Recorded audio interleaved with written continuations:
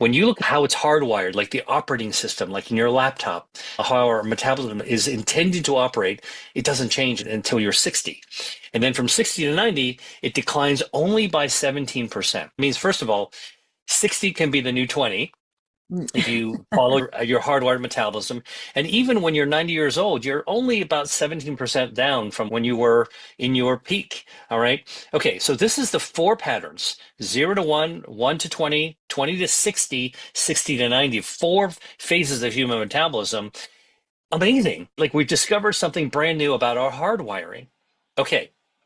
Having said that, now we got to look at the reality of what happens, because don't forget, you only discovered this Statue of David pattern when you were to remove the effective human body fat. And here we were always thinking that it's really that our metabolism is slow, which is why we gain weight. Well, here it's when they threw the fat back into the system, it completely squashed the metabolism.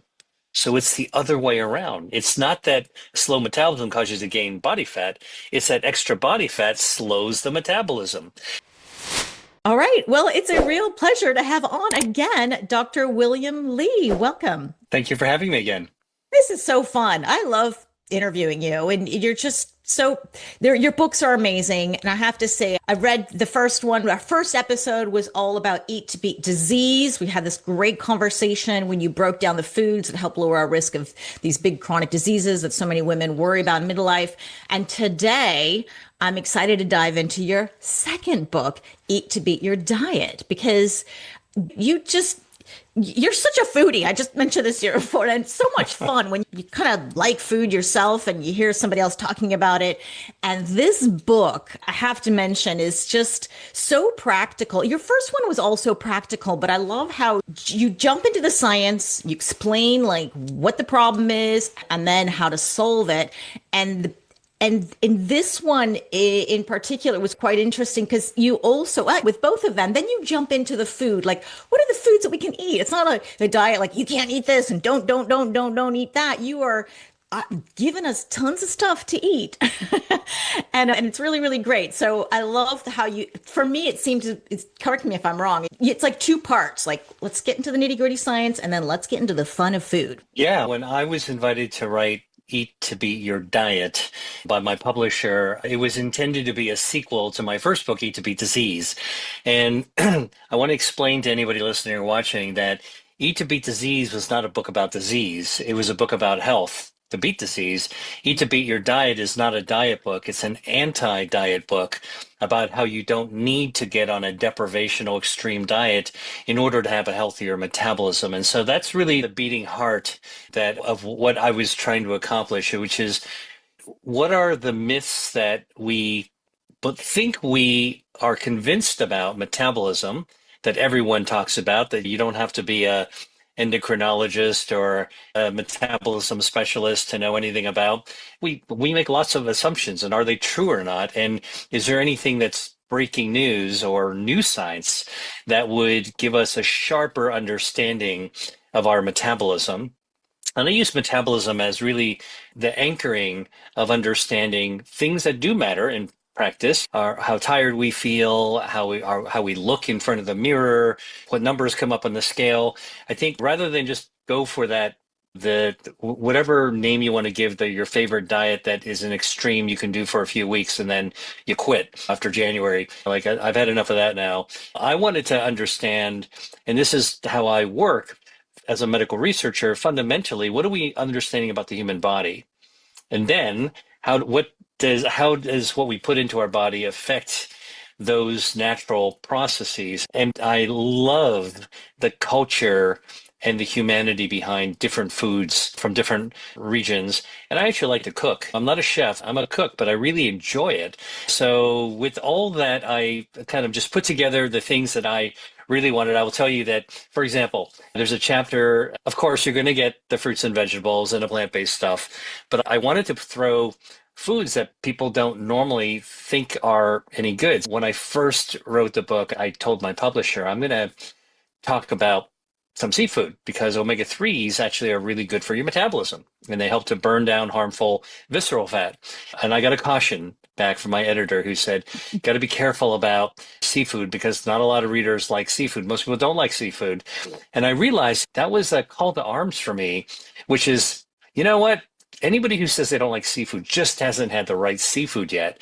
So Yeah. I decided to blow up that whole idea into an entire chapter, Yeah. chapter 8, into all about seafood. And then I thought about all these crazy wild seafoods that actually are part of people's dinner plates around the world that you might not have chosen. So the slipper lobster or the razor clam and things that you might see on a menu someplace. And I thought, let's have some fun with this. And then I wanted to go deeper into the history of Mediterranean eating because people always ask me, Dr. Lee, what's your diet? And I always tell people, yeah, I'm not on a diet. I don't really believe in diets. I think they're okay for short periods of time. And if you're really motivated, but ultimately you can't live your whole life on an extreme diet. And so they were like, well, how do you eat? And I always say, I eat the way that I cook, which is really naturally a Mediterranean and an Asian sort of genres, those two genres. I usually do something within those. And then I realized as I was writing the book, the Mediterranean and Asia were connected for centuries. And the way that I eat is really Mediterranean, as I kind of coined that concept, because in fact, many foods that you would see in the Mediterranean actually came from Asia. And many foods from Asia that we see as Asian foods now originally came from the Mediterranean. There's the Silk Road, which was this incredible trading route, was where the exchanges occurred. And so I'm sort of a history geek and a culture geek, and I thought, let's go ahead and put that out there too. So put a little bit more verve about those topics of history and culture and interesting foods and how I eat into my second book. I was so excited to learn that there's something called Mediterranean. And I'm diet agnostic too. I'm a nomad. I've lived in many countries and I grew up like that. I'm an expat most of my life. And I've seen people thrive on all kinds of diets. And I'm like you, I think therapeutic diets, yeah, maybe short term for some reason. But the Mediterranean diet was so resonated with me. And I'm now, that's like my thing.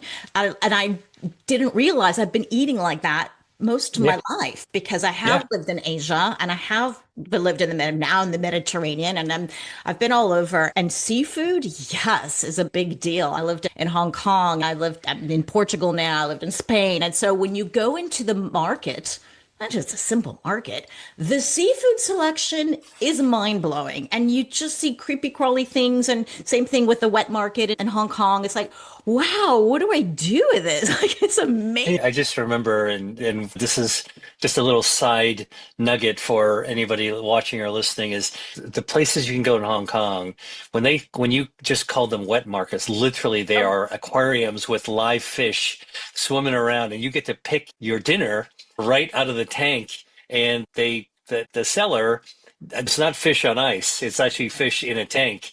And they give you a plastic bag with seawater in it, and they put the thing in the water, and you bring it to the restaurant, and you have the chef cook it for you. It's really quite extraordinary. But my whole point is really to try to break down the apprehension that people have about different types of foods, because we're all creatures of habit. We tend to eat the things that we're used to, that we are familiar with, and that we know we like the taste of. But I think that there's a higher calling that we can all challenge ourselves to, which is, as you said, I think you said this is the fun of exploring food. So I encourage you, and I say with Mediterranean, who has not gone in, who could go into a Mediterranean restaurant or an Asian restaurant, open up these extensive menus and not find something that you're going to enjoy eating? And that's really the idea, is that in this genre of eating, Mediterranean, you will always find something that you really enjoy.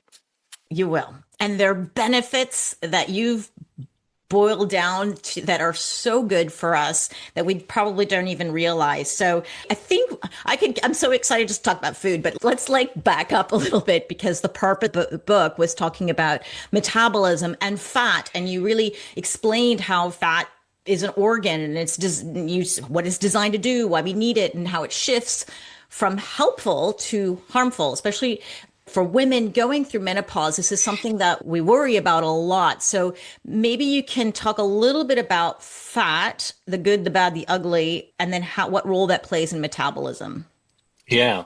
The word fat is something that we are all conditioned at any age to react to. And especially, I think we tend to dread as we get older.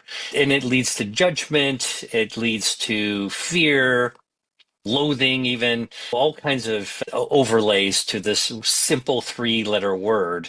Who hasn't gone into a grocery store? I don't care if you're vegan or vegetarian, you're wheeling your cart in there. You are going to pass the butcher section and you're going to see a ribeye steak with this big, thick white rind around it. And it's going to immediately cause you to go, ugh. I hope nobody eats that part of it. Unless you're Like it's, French, like my husband. uh, He's like eyeballing that. But you're right. it's a visceral reaction to the idea of fat. And when we think about fat, we think about something that we don't want to have, that we find unpleasant or unsightly. But we've gone way, way, way far off the beaten track in terms of how we think about fat. So I want to help people see fat in a new light. And that new light is that fat is one of the first systems in our body to be formed. So a lot of people don't know this, but when your dad's sperm met your mom's egg, all of us, and we just were a ball of cells, we didn't have a face, we didn't have a heart or lungs, kidneys, no fingernails, nothing. We were just a ball of cells forming. Do you know the first organ that forms? First organ system? The brain, maybe? It's No. your circulation. Because every organ needs a blood vessel. So the first thing that happens is that your cells start to form the primitive circulation, which is my area of specialty of angiogenesis, blood vessels and how they form. That's the number one thing that happens when you start to take shape in your mom's womb. Second organ or tissue that forms are your nerves, because every organ not only needs a blood flow, but they need an electrical cable to function as well. So thinking of you're building the house, right? So you need to have the plumbing in there, and then you need to actually have the electrical installed in your house as well. So it's very common sense. The third organ that forms, number one, number two, number three, within weeks of growing in your mom's womb is, wait for it, body fat. Yeah. Fat forms at the very get-go of our existence. Now, you got to ask your question. If fat forms so early, it can't be a harmful thing all by itself. Like, why on earth would fat form? Well, here's kind of like getting into a bit more detail than most people will appreciate. When fat forms while you're in the womb, where it forms, don't forget, you're still kind of a ball of cells. You don't have a belly, you don't have hips to grow a muffin top around at that stage. What happens is that fat forms like a roll of bubble wrap around your blood vessels, around your circulation. Okay, imagine taking some bubble wrap for packing and taking a tube, like a garden hose, that would be your blood vessels, and just wrapping the bubble wrap around it, rolling it around it. That's how fat forms. And you might go, wait a minute, what on earth is fat doing next to blood vessels? Why would that be? And again, Mother Nature is really smart. So sometimes when we ask the questions why, it reveals an answer that is profound and gives us a better understanding of our own bodies. Okay, so turns out that fat cells, which are called adipocytes, actually serve as fuel tanks in our body, the same kind of fuel tank you would have in your car if you drive a gas-powered vehicle, okay, or diesel.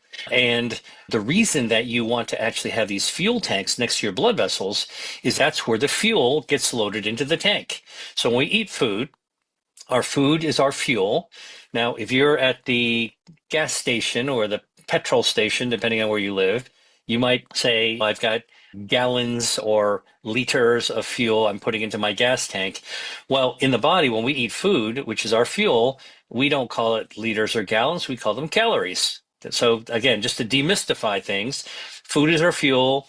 The measure that we call them are called calories, and we store them, and we store that energy, the fuel in our fuel tanks, which is our body fat. Okay, so the first thing I want to point out is that fat is our fuel tank in our body, which is why it's so important. Okay, and if you ever think about this, like how would I intuitively understand that?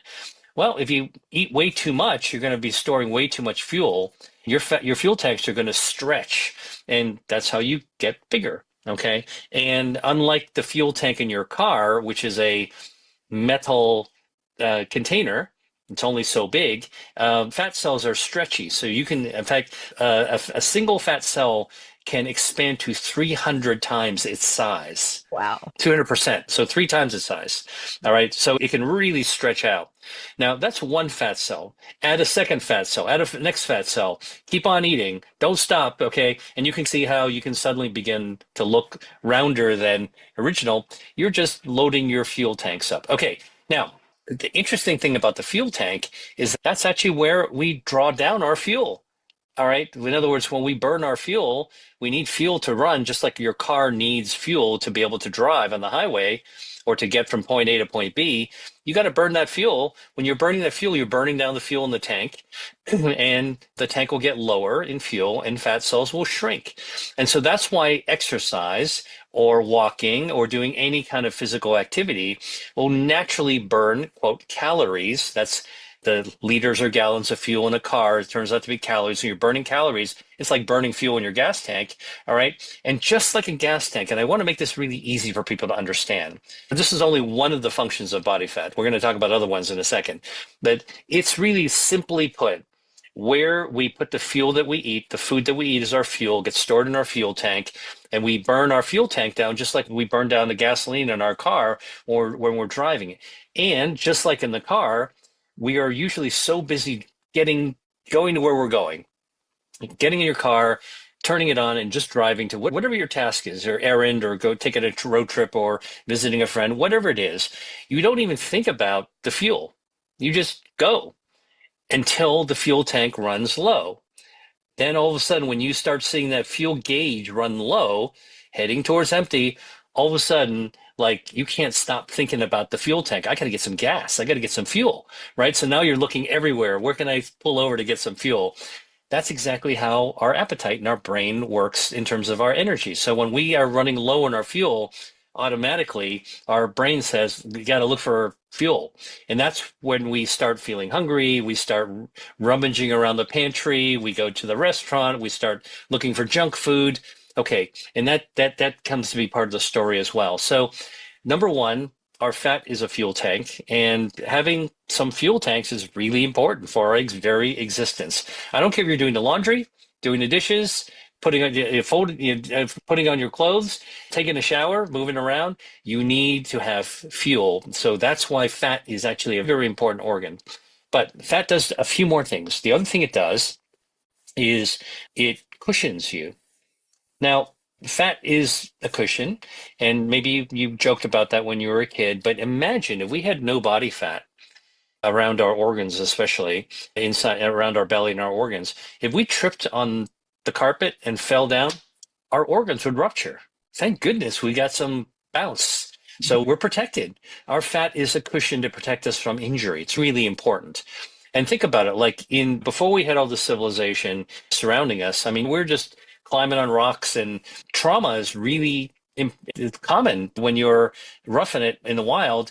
But we still have trauma today. We slip on the rug, we slip on the snow, we even stumble getting out of bed. All those things, fat protects us. So thank goodness we've got some fat. A third thing that fat does that is extraordinary is that fat is actually an endocrine organ. Okay, and this is relatively recently appreciated. Fat isn't just like this extra stuff we don't want around. It actually functions as a whole. So even though it's located in different parts of the body, those different parts all function as a whole, and it regulates our hormones, and our hormones regulate the fat. Okay, and this is, by the way, for menopause, why we see such profound changes as our hormones, as our other reproductive organs and hormones shift. It actually impacts on the body fat, and the body fat tries to counterbalance, and it will do its thing. And because every person is different, this is why you see some common themes of body fat distribution in women and during menopause, but you also see some people who like just sail through menopause and they look great. I'll have what she's having kind of thing, right? In that old Meg Ryan way. But really, it's part of that endocrine function of the organ, of the fat, the organ. Okay. So obviously, fat is good, not bad. Oh, one last thing I want to point out. You know that fat is good because although you might cringe getting out of the shower and seeing yourself in the mirror or stepping on a scale, seeing a number that you're not happy with, there is a circumstance where every single person smiles when they see fat. And this is when we see a chubby baby. Oh, yeah. Yeah, you said this in the book, of course. Everybody has a big smile Yeah. when they see a chubby baby, right? You just want Yeah. to pinch that chubbiness and everybody talks about it. It's a It healthy baby. And actually, and sorry to interrupt, but in I speak Russian and Ukrainian, and when we look at somebody, we say, "Oh, you look healthy. You're a little chubby." But in a good way. It's not somebody saying, "Oh, you're chubby, you should lose some weight." You're like, "Oh, you're chubby, you are healthy." That's great. So cultural Yeah. differences, yeah. And by the way, if you ever encountered a baby who looked like a runway model, chiseled cheeks, thin arms, long, thin legs, you would say there's something seriously wrong with that baby, Yep. right? That Sure. baby is sick. And so again, nothing against runway models. I'm just saying that we know we're hardwired to recognize deep inside us that body fat does something beneficial, okay, for us. And it's all the societal overlay that makes us think differently. And of course, then lifestyle things actually happen. So again, fat's a fuel tank, fat's a cushion, fat's an endocrine hormone. Fat is actually really good for us. It gives us the energy to do the things we want to do.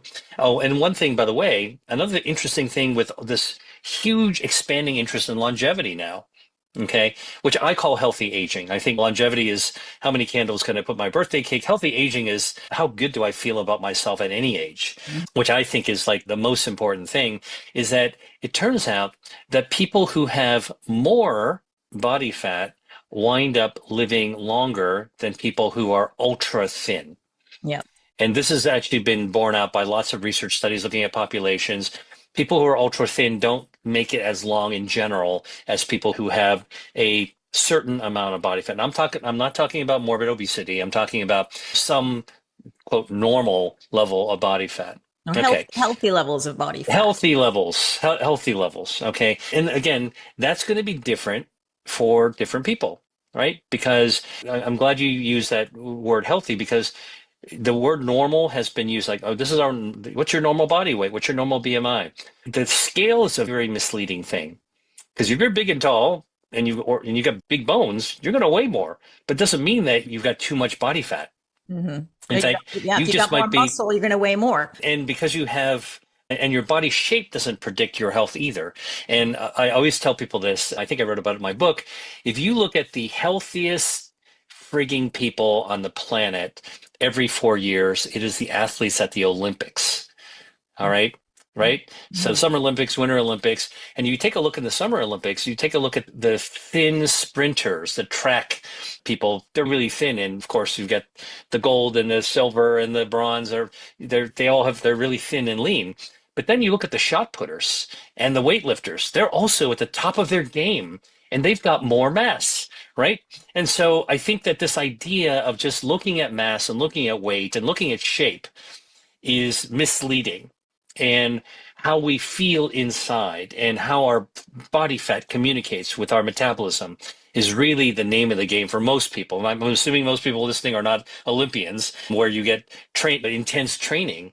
But I think that this is a way for us, like it's a call to action to just pay attention to our metabolism in a different way. Yeah. That reminds me of when I was in Japan, I went to watch how sumo wrestlers train. I think it's called a farm or something. I can't remember what it was, but we watched and then we got to eat with them and they were eating their Japanese soup and just eating large quantities. And I was like, these guys, you guys want to get fat? Go to McDonald's. Like this is going to take a long time, but they were big and what you said in your book, if I recall correctly, they may be big or they have a lot more body fat than the average person. These are Olympians.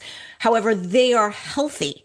And because that was interesting. I thought, are they or are they not? Oh, they're in good shape, which is what we actually all kind of strive for at any age. And I think this idea of being in shape and healthy is also a good word, but it's a very fuzzy word as well. It's really for where you are in your life.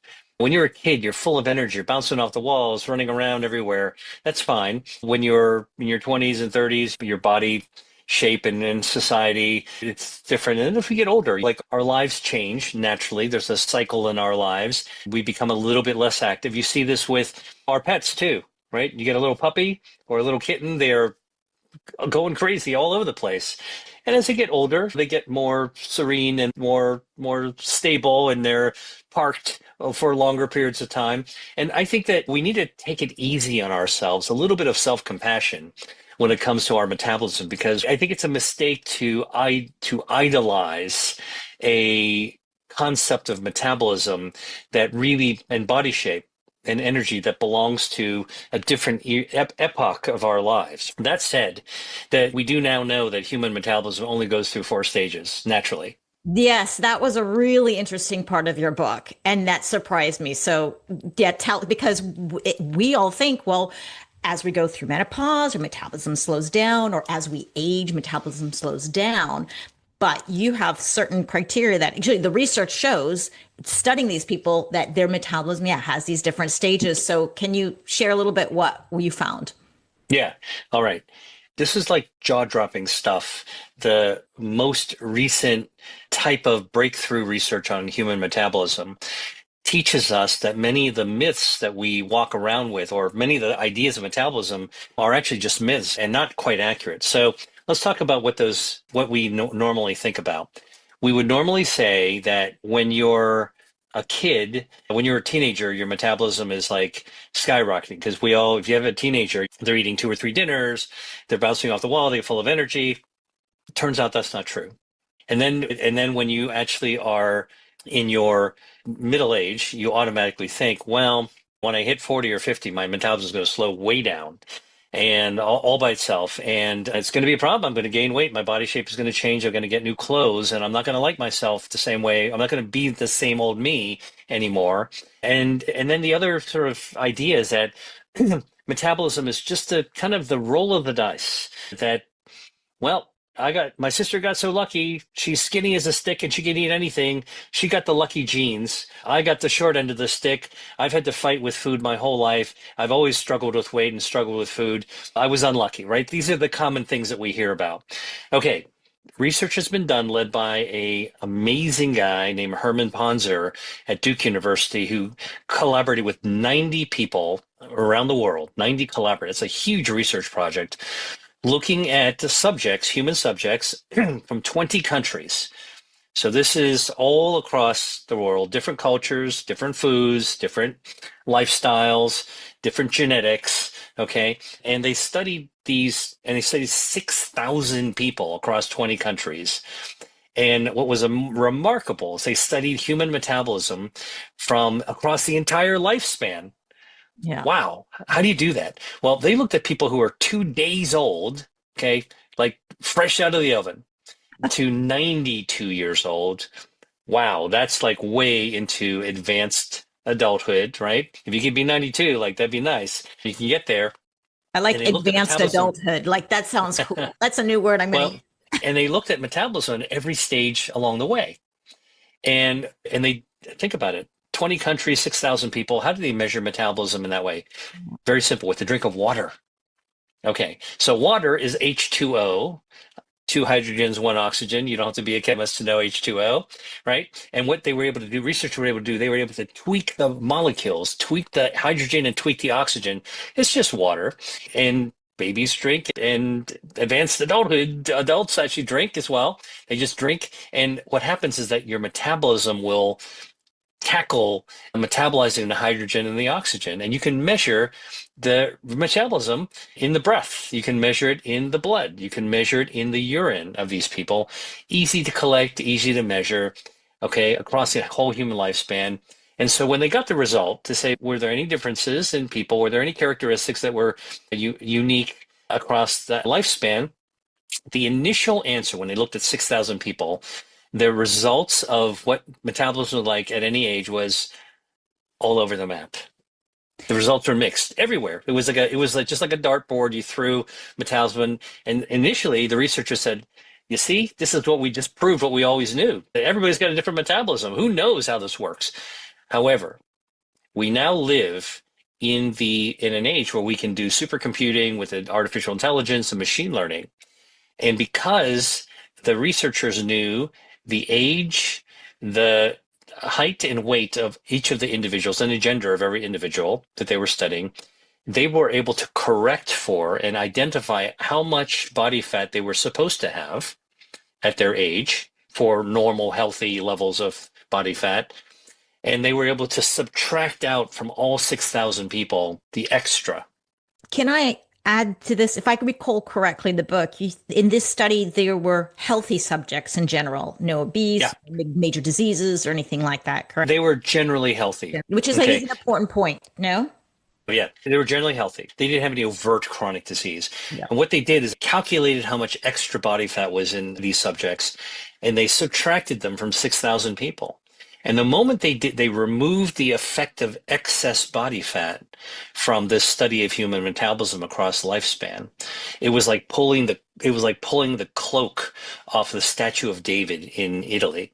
All of a sudden, Mother Nature's beauty was revealed. That in fact, across the human lifespan, there were four patterns of metabolism that existed. And I want to come back to the concept of the pattern in a second, because patterns don't live alone. Patterns are the hardwiring of how your metabolism works. So here's what they found. From birth to 1 year old, is the first phase of metabolism.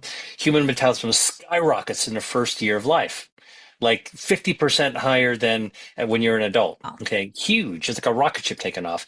And then from 1 year old to 20 years old, right through those teenage, eat two dinners, bounce off the wall years, human metabolism is going down, down, down, down, down, down, down from a super high at 1 year old down to 20 year old, where it reaches adult levels. So, first myth busted that when the teenagers are full of energy, their metabolism is actually going down. Now, their body's getting bigger. Okay. Their muscles are growing, but the hardware of the metabolism is going down. All right. Then at 20 years old to 60 years old, and this is the mic drop discovery, it turns out that human metabolism is hardwired to be rock stable from 20 to 30 to 40 to 50 to 60.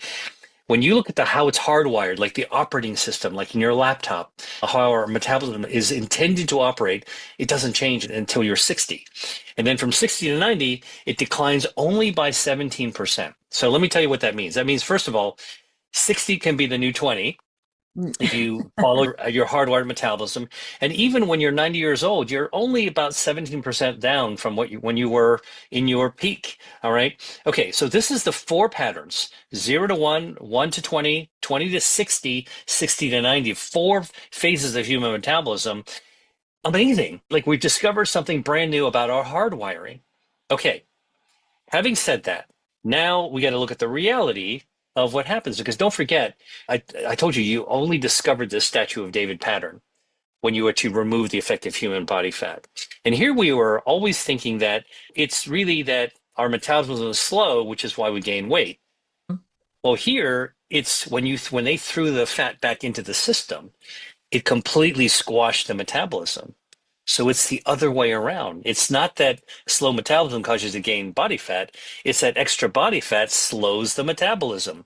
So think about it. I used the term hardwiring operating system before. So if I told you that if you and I are the same laptop from the same computer manufacturer, you and your part of the world, me and my part of the world's same model, and we plugged it in, charged it up, booted it up, the operating system's the same. That's exactly how babies are born, right? It's not a roll of the dice. Babies are hardwired to develop with the same, heart works the same way, eyes work the same way, tongue works the same way, body fat metabolism works the same way, right? Makes total sense. It's hardwiring, right? But what happens over time? The operating system can be slowed down by things you do to it, and that will slow down the system. Remember, I told you body fat added back in will slow down metabolism. So let's say that you are somebody who takes exquisite care of your technology. You carry it in a sleeve, the cushion. You never drop it. You don't put any liquids near it at all. You clean it. You make sure you've got great hygiene. You never download things, the suspicious things on your laptop. You never click that thing that you don't recognize. Okay, and me, let's say I'm just a busy person and running around and occasionally I drop my laptop. Sometimes I just carry it under my arm and slips out when I'm trying to get on an airplane or a bus or a train or whatever and hits the ground. Let's say that I'm drinking coffee and, oh, shoot, I just spilled some coffee on my laptop. All right, I'm not taking good care of it. All right, now what happens? All right. What happens is that my operating system is going to get slowed down. I download some viruses. Now it's going to really slow down. And that's how even we had the same operating system at the very beginning, things that happen to the laptop or the operating system can slow things down. And so it's not that we're born with different metabolisms. We're all born with the same metabolism. It's what happens to us throughout our lives that actually cause our operating system, our metabolism to slow down. One of them is gaining body fat. And how do you gain body fat? By loading too much fuel in the tank. And this now starts to unpack what can happen as we get older. And even before we get into menopause, what are the things that can actually happen? Because the freshman 15 or whatever number of pounds that you gain when you go to college for the first time, you're sitting there, you're stressed, you're not sleeping, you're pulling out all-nighters, you're drinking beer, you're eating a lot of pizza, you're just having fun and learning how to be an adult, and you're overindulging. Okay, well, you're putting a ton of fuel in your tank. You're going to be gaining weight because those fat cells that are normal fuel tanks will stretch up to 300% their size. And you do that over and over again, you're going to have a lot of extra fuel. All right. And so this is how diet and lifestyle. Oh, and you're not exercising, you're not working out, you're not taking the stairs, you're only using the escalator or the elevator. Like all of a sudden, or you're driving everywhere. I know people listening, they're like, oh, yeah, okay, now I understand. All of a sudden, you're putting more fuel in, but you're not burning the fuel, right? Now, think about it. When you're in a car and you're at the gas station and you're filling up your tank, you hear the pump going, right? It's like food being loaded into your body and being stored in your fat. When the tank is filled, the nozzle will go click and it'll stop filling up the tank. At least in America, it's most like this. I know in Europe, some of the older ones you don't. It just keeps on going. All right. Now, what happens if, just like eating, when you stop eating, when you're satisfied and you listen to your body, you'll be all right. You've got enough fuel for the day, for the meal. Okay. But if you keep on eating, like say you're distracted, you're on your laptop, or you're talking, you're stressed out, you're just complaining about things, and you're just eating, you're stress eating, and you're not paying attention to the amount of food. We'll talk about the quality of food in 1 second. What happens is that you can very easily overeat. We overconsume. Think about those holiday meals where, you're hungry all day, you go to someone's home, maybe your own, and it's time to eat, and you pile the food on your plate.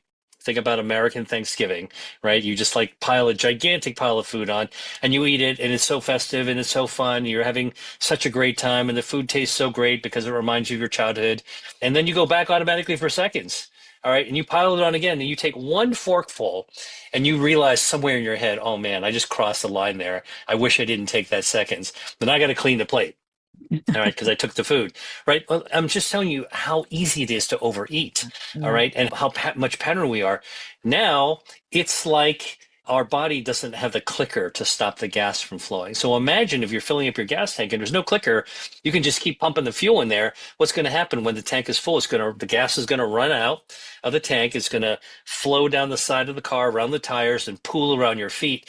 And then you're going to be standing in the middle of a dangerous, toxic, flammable mess. And that's exactly what happens when we overconsume calories of any sort. Even healthy foods will do that to you. When you overeat, you are overloading your fat. And a lot of people don't realize this, that overeating is a big negative when it comes to maintain your metabolism, even healthy food. I don't care if you're talking about salads and beans and all the other stuff that people talk about, plant-based foods. If you overload in those calories, you are just overloaded. You're overfilling your gas tank. So number one thing that we're realizing is that something that we can do at any stage of life is to control the amount of fuel we put into our body. And being more modest or moderate in terms of the fuel that we need is actually a really healthy thing. Number one. Number two is what happens when we do reach middle age. Obviously, we do know body changes. We know that our waistline gets bigger for many people. We know we have more difficulty gaining weight. We know our shape changes a little bit, our face, our jowls. This is when the flab under the arm, the muffin top, the thigh fat, all the things that people like women like dread, and it's a silent dread too, which makes you feel more anxious and more depressed, alone, isolated. And unless you're with other people joking about it, like it's the thing that you step out of the shower every day and you look and you glance yourself in the mirror and you like curse yourself for a very property of it. So what's actually going on? If I told you that human metabolism tells you your heart operating system doesn't change from 20 to 60, what could be going on for women during menopause or perimenopause period? Okay, why does their body change? It's because the hormones are changing. Remember, I told you fat is a hormone organ as well, and it communicates with reproductive organs, estrogen, progesterone, testosterone. Fat communicates with all of these things, and it gets used to, when you're younger, of reproductive age, the monthly cycle of hormones. And the moment your estrogen levels start to plummet and your progesterone ratios start to change and testosterone changes, guess what? The fat is in for a shell shock, because now your body fat isn't having that same conversation that it used to have with the other hormones in your body. And body fat even helps to control the estrogen.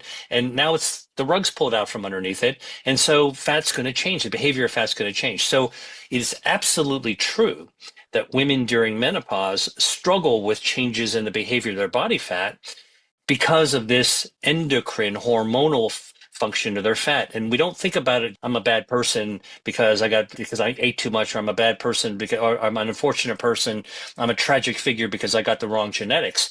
Nope, this is actually what's expected. Like your fat's going to have, and this is why it's important. It's even more important as women reach this perimenopause, menopause, middle age way, to understand that this is actually now a transitional phase where you've got to actually just adapt your body, and diet and lifestyle can help you come to a new waterline that's going to be a healthier, more balanced, and make you a happier body line. Stop looking in the mirror for the old you when you were a teenager. It's not going to happen.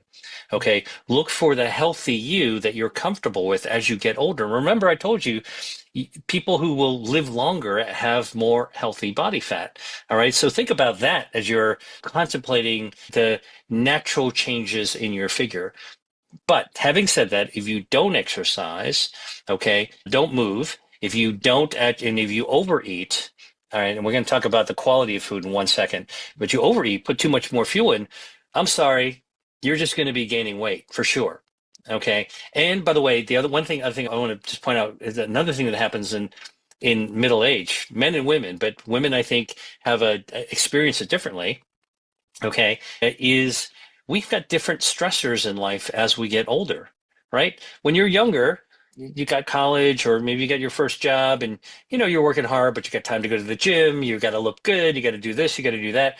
By the time we reach our 40s and 50s, you got a mortgage, you got job worries, you got partner worries, you got children worries, then you're stressed out because of the surround sound of the media. We got a war, we got pandemics, we got everything else that's going on in society that's stressing us out. And by the way, stress makes it harder to burn down extra body fat as well. Mm-hmm. And so the unlock for this is thinking through, how can we prevent the healthy fat from getting too big? How do we keep burning down fuel so that we're not overloading our tanks? And what did Mother Nature equip us with in order to be able to help condition us with? And there's something called brown fat that actually is one of the keys to actually getting there. You took a deep dive into brown fat, which was super interesting in the book. I want to ask you about metabolism in midlife, because you broke down these patterns, which is very interesting. There's these 4 stages. We're all hardwired the same. However, yes, when we have changes in our body fat, that can also shift the metabolism. But what about the women I see a lot in my community tend to be under eating, overtraining, and it seems as though their metabolism is slowing down to try to save them because they know they're not going to get the fuel. Is there any truth to that? It's hard to say. I think this is still an area of research that needs to be built upon what we've just described. I think that it's not going to be as simple as you're eating less, exercising more, and still gaining weight, and your metabolism is slowing. That's where you're getting body fat. I think that there are other lifestyle factors that and other body factors that matter. For example, if you're stressed, that will actually cause you to be harder to start to gain weight as well and grow body fat. And If you're that's a not getting major enough sleep, stress. But that's a major stress to be under eating and overtraining. yeah, it is a So, stress like that's because releasing those because you stress got to hormones, just like you said. because Yeah. well, in even thinking about it, of maintaining that is a stressful thing, not Yeah. to mention the actual stress of doing it. Okay. And then when you're stressed, you're not sleeping well. When you're not sleeping well, oh, now you've kind of disturbed your other hormones. And now you've interfered with your insulin sensitivity. And now your metabolism is derailed. This is sort of like a slow motion train wreck that can actually happen if we don't pay close attention to our body. And one thing derails, it's like a domino effect, will derail something else. And then the other thing I think is important is our gut microbiome, which is a new frontier. We do know that our gut bacteria, healthy gut bacteria, the 39 trillion healthy gut bacteria in our gut, that these are defenders of our health. They help to maintain our metabolism. When our gut bacteria change, or are affected or are not functioning properly, it it basically derails our metabolism as well. We're not using glucose as well. And now our insulin sensitivity changes. Now our glucose levels rise. Now we're damaging our blood vessel lining, our endothelium. Now we're heading towards a pre-diabetic state, metabolic syndrome. Now all the things that it's a cascade of events that can actually occur as well. So I think that there is this there is this period of metabolic jeopardy that we all go through as we are getting older in our middle age, where it's easy to take on habits, or and many of them are just well-intentioned habits too, that actually cause more problems than they solve, or that causes a domino effect. And what I think that hugely under discussed, underrated factor in midlife crisis of all sorts, but especially metabolism and weight gain, is being at peace with yourself and trying to have that self-compassion where you're taking it a little easier on yourself. You're taking the time to consider what it is that you need, what it is that you enjoy, what it is that you like, what is going to lower your stress, what do you need to change or adjust, adapt so that you're sleeping better, you're less stressed, you have more time to be active, you're laughing, you're with friends more, you are preparing your own food. When we just blow through middle age life. And I think this is what modern society teaches us we should be doing. Maybe we're at the peak of our career and we need to just work harder. Like all those societal factors, those overlays keep us from paying attention to our body. And at the end of the day, if we pay really close to our attention to our body, it will send us the signals to tell us what we need to do. You know that when you eat certain things, you'll feel better.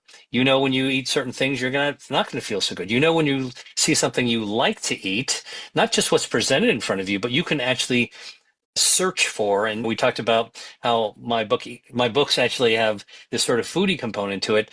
Think about it. We are, as human animals, capable of foraging for the foods that our body wants and that we like, that we enjoy. The same way that a bear goes into the forest to look for honey or berries or whatever it is, or nuts, we can do the same thing. And I think that this is why I want everybody to understand. If you think about what you really enjoy eating and you compare what you enjoy eating with what's good for you, go after the things that are going to be good for your metabolism, good for your immune system, and then don't eat too much of it and go after that. Look for those things that are going to please you. When you're happier, you're less stressed. The oxytocin, the dopamine, the serotonin. People always talk about like, oh, you get a dopamine hit from sugar and that's a bad thing. It's all engineered by big food. You know what? These are all conspiracy theories that I think Mother Nature figured it out for us. We have everything we need to live a healthy, natural, long life. And I think that we need to pay more attention to how we feel inside, to be more truthful and honest with what makes us happy. Mm. and calmer, and then put those pieces together. It's a new puzzle you got to put together for yourself as you get into the sort of the middle stages of your life, and be comfortable with it, and then make good choices. And then that's where we can talk about the quality of food. Okay. I still have a billion and one questions, but we got 1 minute left. Do you have a few minutes left for us? We can do a few. Few minutes? Okay. There's so much to dive into. Well, first of all, you're a leading researcher in nutrition, okay? And angiogenesis, cancer risk, and in your book, in this one, you shared something really surprising. You said that yo-yo dieting may actually lower the risk of certain cancers.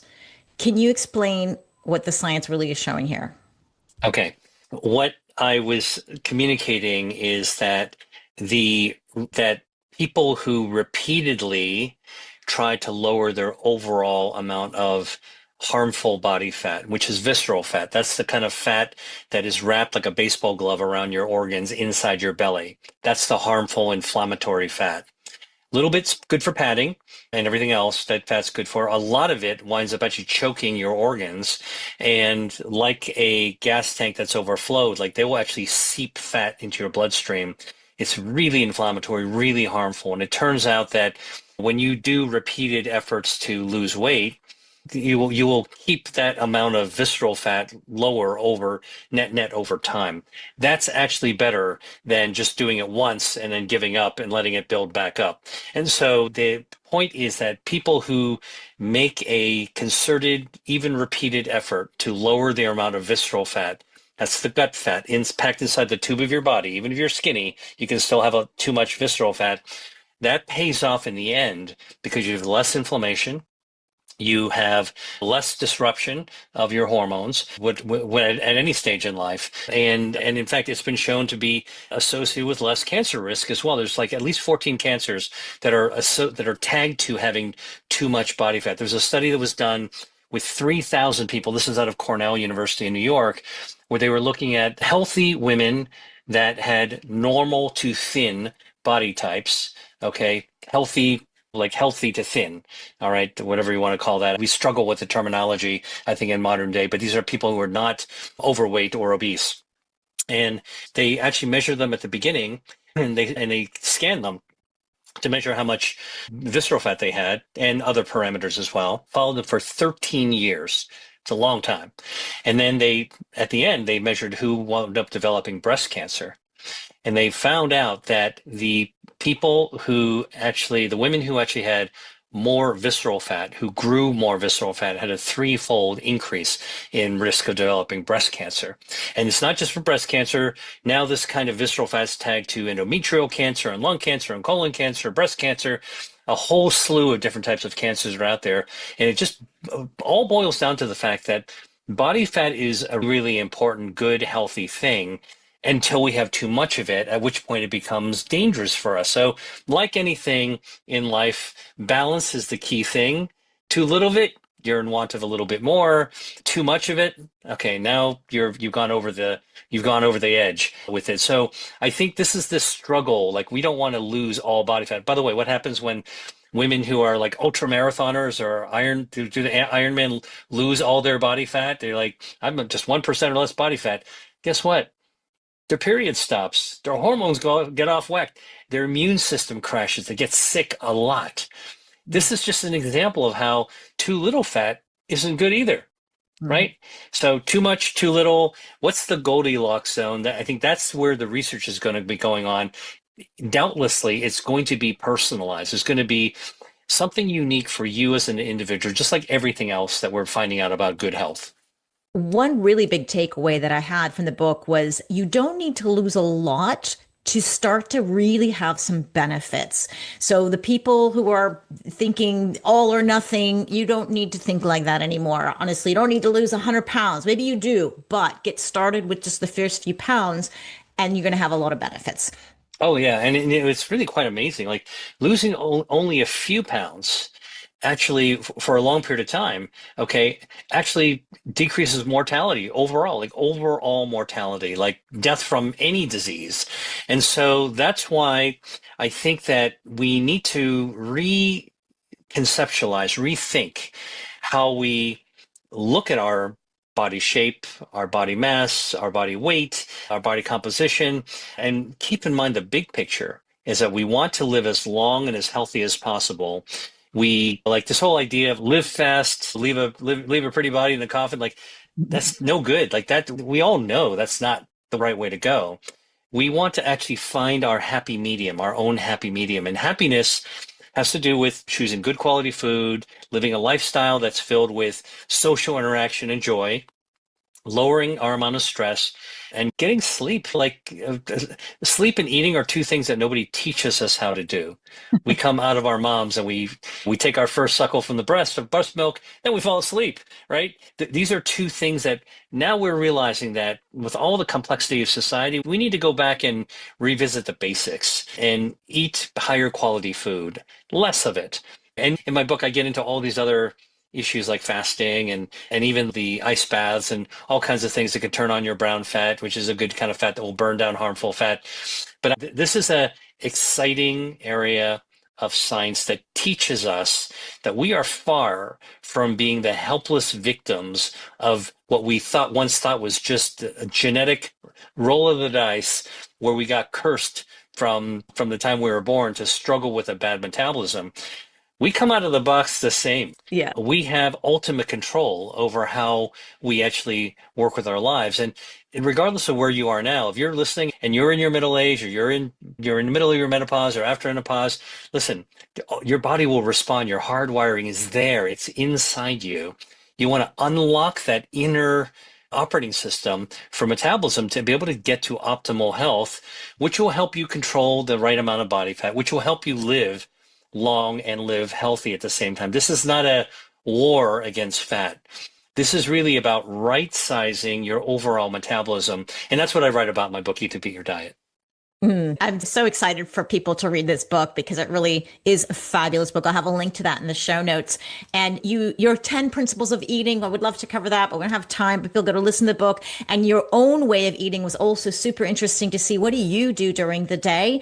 And I would say in terms of the types of food, maybe we should leave people with maybe your three favorite foods for people to explore or try to burn fat or get their metabolism where they like it to be. All right, I'll leave everyone with three foods out of more than 200 foods that are in my book that science has shown can help burn down harmful body fat. That's Burn down harmful body fat. So listen very carefully. You can eat foods to burn fat.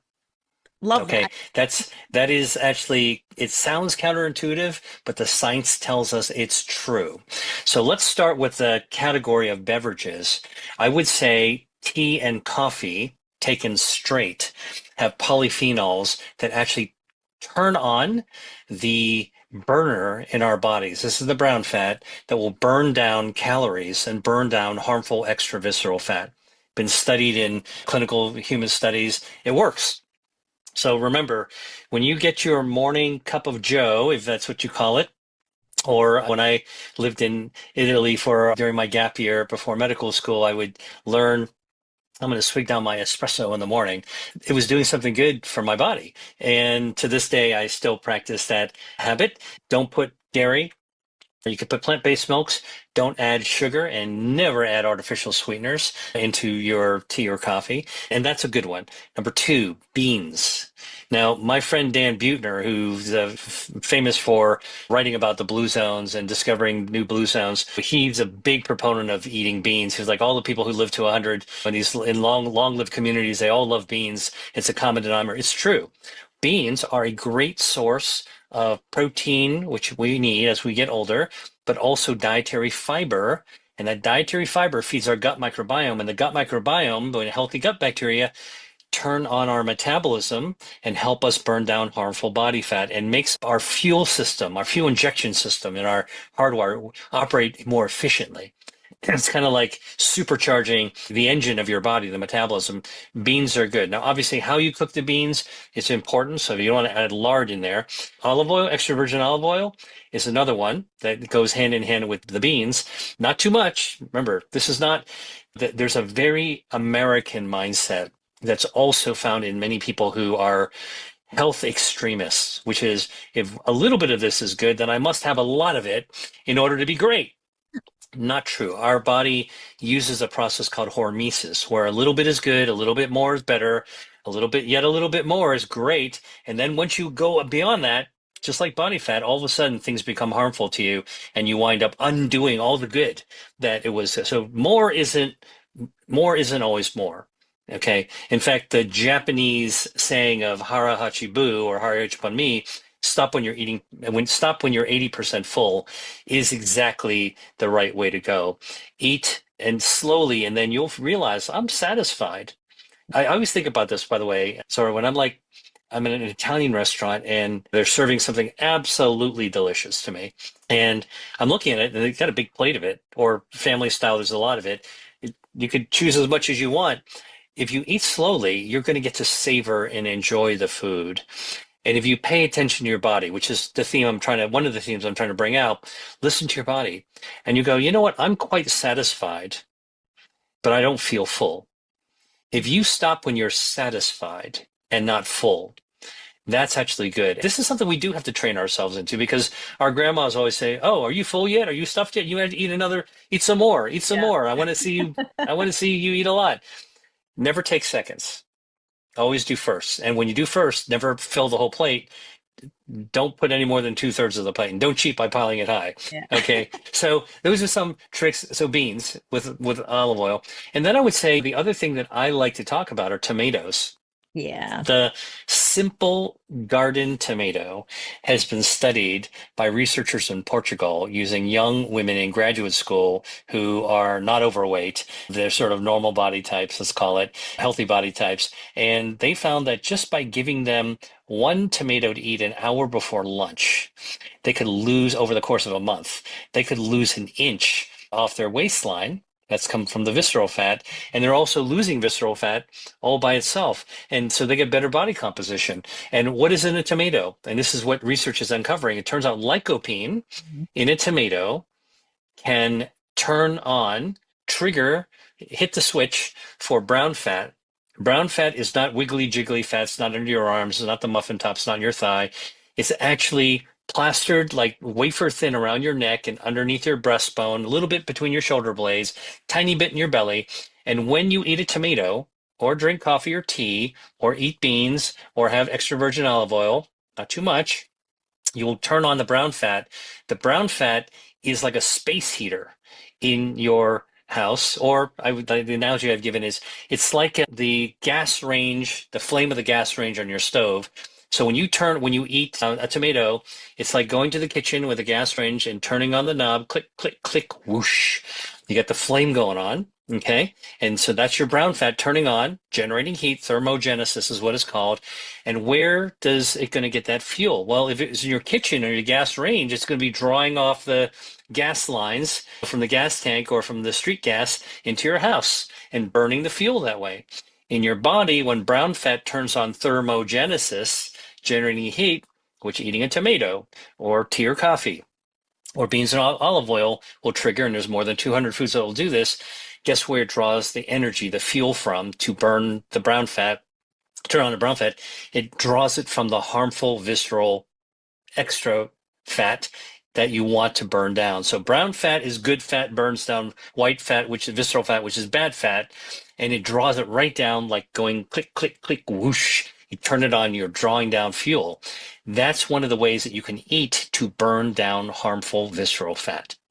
Wow. Okay, we're going to leave it at that. We've got 200 other foods because if you don't like beans or tea or coffee or tomato, then there's many other ones that you can choose to burn fat. This thing is about this book too, is you give us so many tips on how to buy, where to buy, what to choose, how to cook it. And this is so practical. I have to say, normally I kind of really skim through books. Yours, I had to listen to it double time because time for this interview, I'm going to go back and listen to it at a much slower pace.